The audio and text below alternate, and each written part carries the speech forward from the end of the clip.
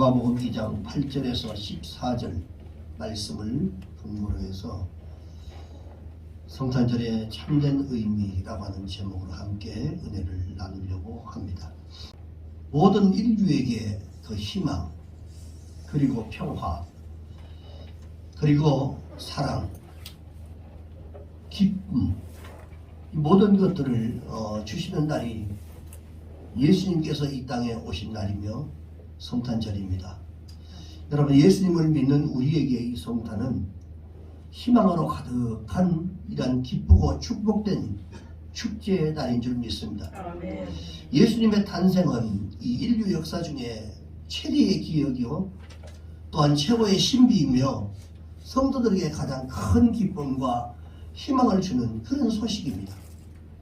그래서 온 인류에게 성탄절은 희망, 평화, 사랑, 그리고 기쁨의 날로 우리는 그분의 오심을 축하하며 또 마지막 다시 오실 그 예수를 우리가 소망하며 절기를 보내는 것입니다.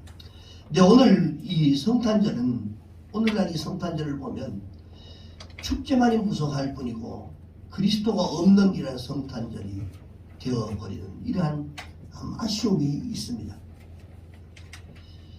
성탄절의 진정한 의미가 퇴색되어 가고 있다는 말을 하고 있는 겁니다. 여러분, 성탄절이 점점 세상 사람들을 위한 축제의 날로 변질되어 가고 있고요. 그리고 그럴수록 우리는 그리스도 안에서 성탄의 본질을 바로 알고 바로 지켜야 될 줄로 믿습니다. 자, 그러면 이 성탄절은 어떤 날이냐? 이 성탄절은, 첫째는 성탄절은 예언의 성취입니다. 요한복음 1장 14절 말씀 보면 말씀이 육신이 되어 우리 가운데 거하시매 우리가 그의 영광을 보니 아버지의 독생자의 영광이요, 그분을 볼 때 우리가 하나님 아버지의 영광, 독생자의 영광이고 은혜와 진리가 그 안에 충만하더라라고 말씀합니다. 다시 말해서 하나님이신 예수님께서 사람의 모양으로 우리를 찾아오신 것이 바로 성탄절이라고 하는 겁니다. 온 우주의 주인이신 예수님께서 아주 작은 땅 이스라엘에 오셨고 또 그 중에서도 베들레헴의 말구유에 오셨던 겁니다. 그래서 이 베들레헴은 떡집으로서 작은 마을이었습니다. 이 베들레헴의 이 다윗 동네, 즉 다윗이 태어난 곳이었습니다. 그런데 예수님은 이 다윗의 후손으로 이 베들레헴에서 태어나신 거예요.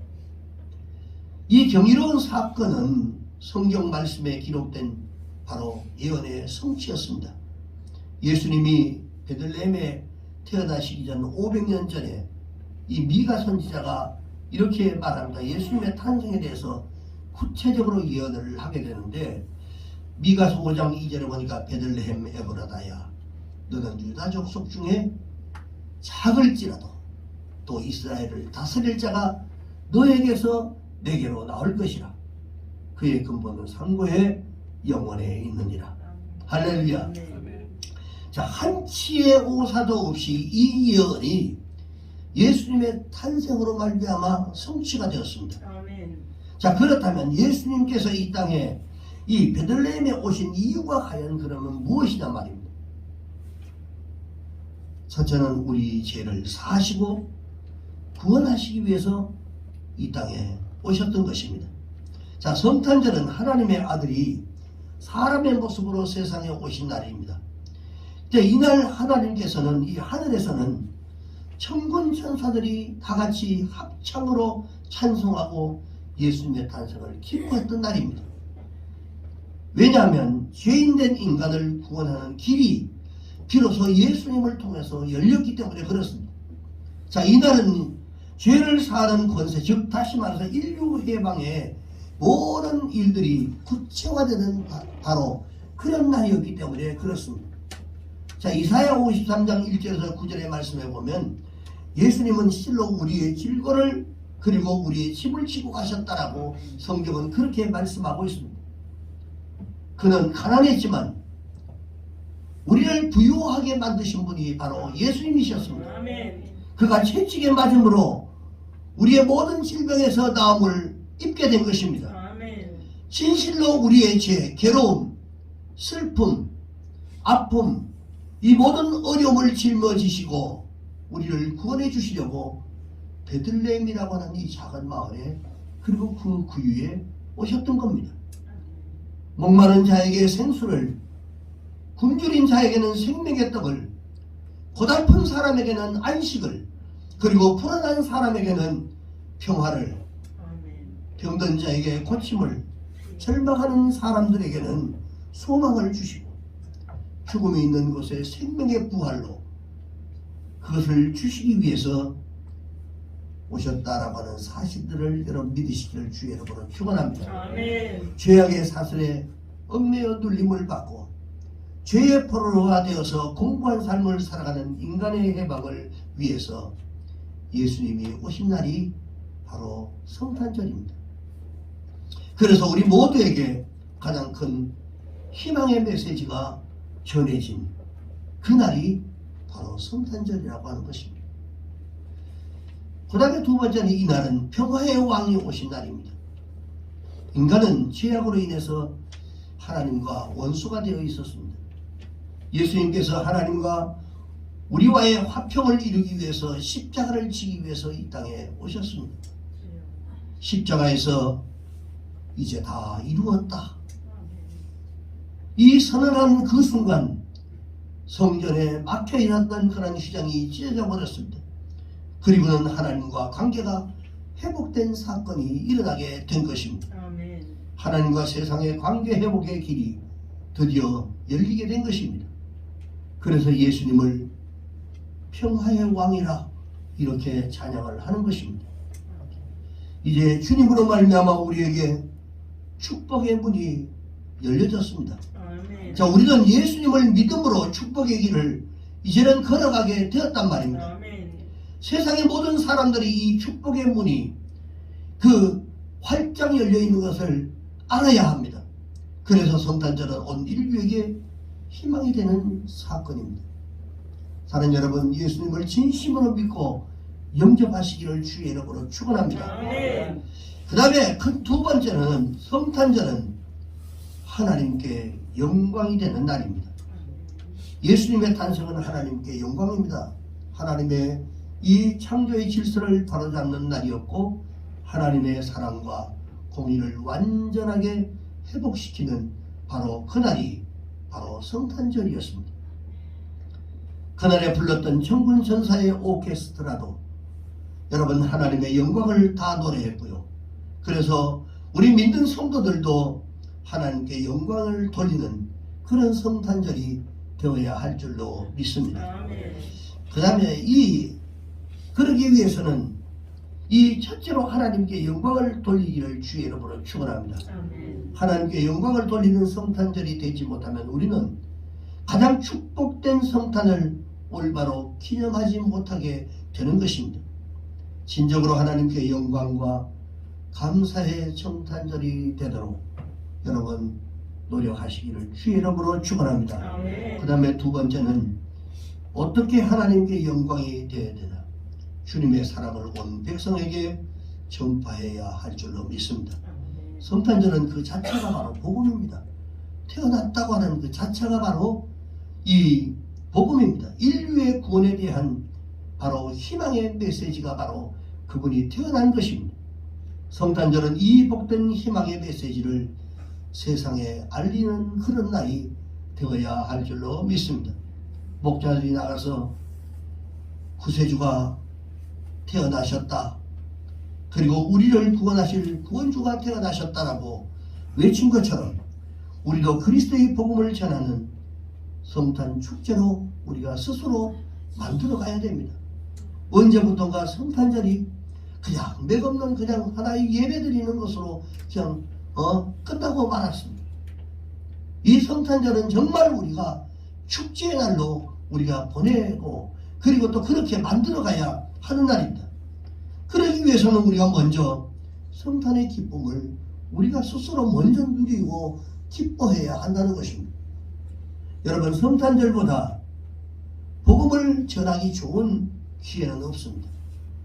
이건 믿지 않는 사람들도 다 성탄을 메리 크리스마스 메리 크리스마스 다 문자 오늘 아침에도 믿지 않는 분이 저한테 메리 크리스마스라고 왔어요.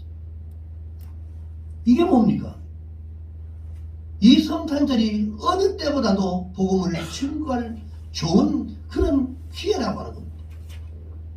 이 성탄절을 이 복음을 전하는 기회로 여러분들이 삼으시기를 주의 이름으로 축원합니다. 믿지 않는 사람들에게 마음 놓고 문자를 보낼 수 있는 날이 바로 오늘밖에 없습니다. 자, 이것이 하나님께 영광을 돌리는 길이고 성탄 축제를 가장 복되게 그리고 하나님의 뜻을 따라 보내는 바로 지혜가 바로 이것입니다. 그리고 세 번째는 평화의 왕이 오셨으니 우리도 평화를 실천해야 하는 것입니다. 예수님을 참으로 영접하는 사람들은 막힌 담을 헐고 뿐만 아니라 평화를 조성하며 평화를 사랑하게 되어 있습니다. 그렇기 때문에 그리스도의 평화를 본받아 실천하는 것이 주님의 성탄을 뜻있게 보내는 지키는 이런 성도라고 말할 수가 있습니다. 여러분, 주변의 사람들에게 이 평화의 메시지를 전하시기를 주의 이름으로 축원합니다. 화해의 손짓을 보내는 그런 성탄절이 되도록 여러분 준비하시기를 주의 이름으로 축원합니다. 이처럼 지혜롭고 복되게 성탄절을 준비하게 될 때에 예수님의 탄생은 인류의 참된 희망으로 실천되게 되어 있습니다. 그리고 마지막 큰 세 번째로 성탄절은 사람에게 소망입니다. 동서고금을 막론하고 모든 인생이 한결같이 갈망했던 이러한 평화, 이것은 바로 예수 그리스도의 탄생으로 말미암아 세상에 주어졌습니다. 하나님과 원수됐던 이러한 자리에서 화목의 자리로, 뿐만 아니라 불순종하는 아담의 자리에서 순종하는 예수님의 자리로, 그리고 죄인의 자리에서 의인의 자리로 세상의 자녀에서 하나님의 자녀로 완전히 변화되는 것을 통해서 예수님의 평화의 소식으로 이 땅에 오신 것을 믿는 것이 본래의 성탄절의 진정한 의미인 것입니다. 그 사실이 우리에게 바로 희망이요 바로 기쁨이 되는 것입니다. 기독교는 인간이 하나님을 찬양하는 종교가 아닙니다. 세상의 종교와는 반대로 하나님이 인간을 지극히 사랑하셔서 그렇게 사랑하셔서 먼저 찾아오셨고 먼저 만나주셨고 대신 죽음으로 말미암아 구원해 주시는 바로 사랑의 종교인 것입니다. 창세기 3장에 보니까 죄를 범한 인간 아담에게 하나님이 찾아오셨습니다. 아담아, 아담아, 네가 어디에 있느냐? 요한복음 21장에도 보면 예수님을 버리고 도망간 이 제자들이 그들에게 주님이 찾아오셨습니다. 요한복음 1장 11절 말씀 보니까 자기 땅에 오매 자기 백성이 영접하지 아니하였으나 하나님이신 말씀이 육신이 되어 이 세상에 오셔서 우리 가운데 거하신다고 1절에 말씀하고 있는 것입니다. 여러분, 우리가 죄를 용서하는 권세는 인자 곧 예수 그리스도에게 속한 것입니다. 누구도 죄를 사해해 줄 수가 없는 것입니다. 자, 그러면 이 땅에서 우리에게 찾아온 바로 이 죄 용서하기 위해서 모든 것을 사하시기 위해서 오셨던 예수님, 그러면 무엇을 위해서 우리 가운데 계시는 거냐 말입니다.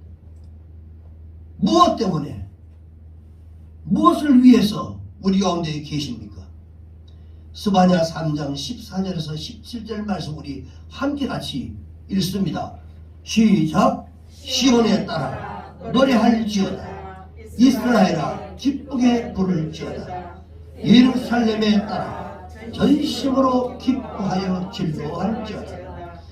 여호와가 내 형벌을 제거하여 내 원수를 쫓아냈으며 이스라엘 왕 여호와가 내 가운데 계시니 다시는 화를 당할까 두려워하지 아니할 것이라. 그날에 사람이 예루살렘에 이르기를 두려워하지 말라. 시온아 내 손을 끊어뜨리지 말라. 너의 하나님 여호와가 너의 가운데 계시니 그는 구원을 베푸실 전능자시라. 그가 너로 말미암아 기쁨을 이기지 못하며 너를 잠잠히 사랑하시며 너로 말미암아 의의 보르며 기뻐하시리라 하리라. 자, 무엇을 위해서 우리 가운데 계십니까? 여러분, 여호와가 너의 형벌을 제거하셨고 우리가 죄를 받아 마땅한 형벌을 받아 마땅한 우리를 다 제하여 주셨고, 그리고 우리의 원수를 쫓아내 주셨고, 그리고 늘 언제나 우리 가운데 함께 계시며 다시는 화를 당할까 두려워할 필요가 없도록 내가 하겠다라고 하셨고, 그리고 그뿐만 아니라 너의 하나님 여호와가 너희 가운데 항상 계시니 그는 구원을 베푸실 전능하신 하나님이라고 하는 사실을 보여주면서, 그리고 우리를 바라보면서 그렇게 모든 것들을 해결하고 모든 재앙에서 탈출하고 그리고 늘 주님과 함께 평화롭게 사는 우리들의 모습들을 향하여 바라보면서 너로 말미암아 내가 기쁨을 이기지 못하며 너를 잠잠히 사랑한다. 얼마나 우리의 그런 모습들을 기대하고 사랑하고 그리고 소망하면 그런 모습들을 그렇게 살아가는 그 모습들을 바라보면서 주님이 그 모습을 그것을 기쁨을 이기지를 못하는 이것이 바로 주님이십니다. 그는 구원을 베푸실 전능자시라. 자, 이것은 전능하신 하나님의 권능으로 우리를 구원하시기 위해서 우리 가운데 계신다는 것을 우리에게 말씀해 주고 있는 것입니다. 마태복음 24장 37절에서 39절 말씀을 보면 노아의 때와 같이 인자의 임함도 그러하리라. 그러면서 홍수전에 노아가 방주에 들어가던 날까지 사람들이 먹고 마시고 장가들고 시집가고 있으면서 홍수가 나서 그들을 다 멸하기까지 멸망을 당하는 그때까지도 깨닫지 못하였으니 인자의 임함도 이와 같으리라. 여러분 오해하지 마십시오. 이 말씀에서 여기서 주님이 정죄하는 것은 먹고 마시고 시집가는 것이 아닙니다. 그것이 나쁘다고 하는 것이 아닙니다. 자, 이 말씀의 핵심이 바로 뭐냐면 그들이 인자의 오심을 깨닫지 못했다라고 하는 사실입니다. 거기에 취해서 인자의 오심이 예수 그리스도가 이 엄청난 복음을 가지고 기쁜 소식을 가지고 이 땅에 오셨다는 이 자체를 잊어버리고 깨닫지를 못하고 살아가고 있다는 사실에 이것을 여러분 여기에서 지적하는 것입니다. 이들은 본질을 놓치고 살아가는 사람들입니다. 하나님과 관계를 갖지 못했던 사람들입니다. 현실적인 삶에만 몰두했던 사람들이었습니다. 여러분 우리 예수 믿는 우리는 어떻습니까?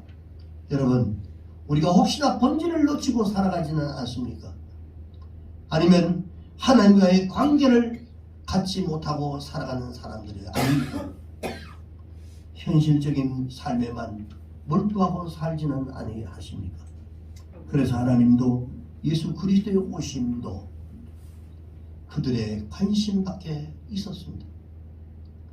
그래서 물의 심판을 받으면서도 그들이 깨닫지 못했던 것처럼 예수님이 이 땅에 오셨을 때도 주님이 말씀하신 것처럼 세상은 알지 못했고 깨닫지 못했다라고 말씀하고 있는 것입니다.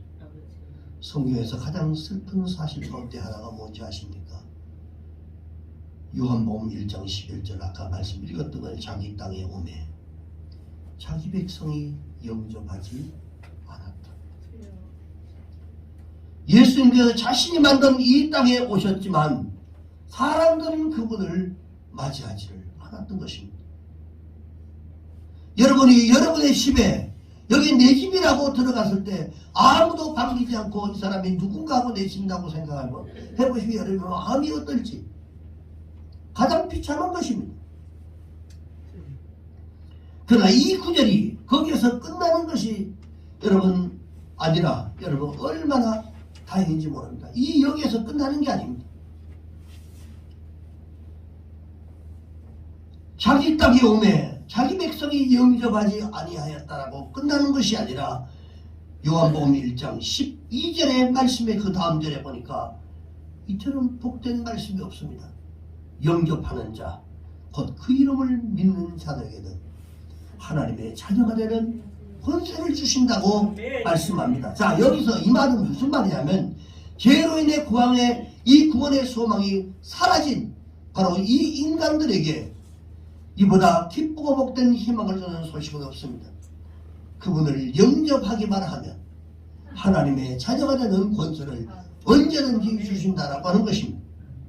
예수 그리스도를 구주와 주님으로 영접하고 살아계신 그분을 인한 감동과 환영과 그리고 소망으로 성탄절을 맞이하시는 여러분 되시기를 주의 이름으로 축원합니다. 주님이 주신 참된 평화와 기쁨의 성탄을 소망하시기를 바랍니다. 인류 구원에 대한 소망과 다시 오실 그 주님을 기다리며 성탄을 기뻐하고 여러분 감사하시기 바랍니다. 이사야 35장 6절 말씀 우리 함께 읽고 말씀을 마치겠습니다. 우리 함께 이사야 35장 6절 말씀 시작.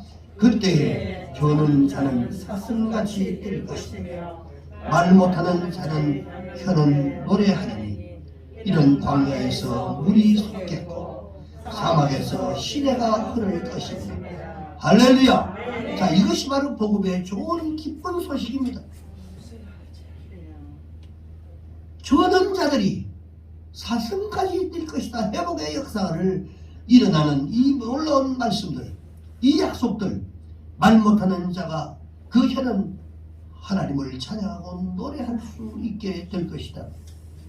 눌려있는 자, 자유하지 못한 자, 캄캄한 어둠 가운데 쌓여있는 모든 사람들에게 빛이 되고 희망이 되는 바로 이 축복의 이 성탄절, 그 주님을 여러분 기쁨으로 영접하시기를 바랍니다.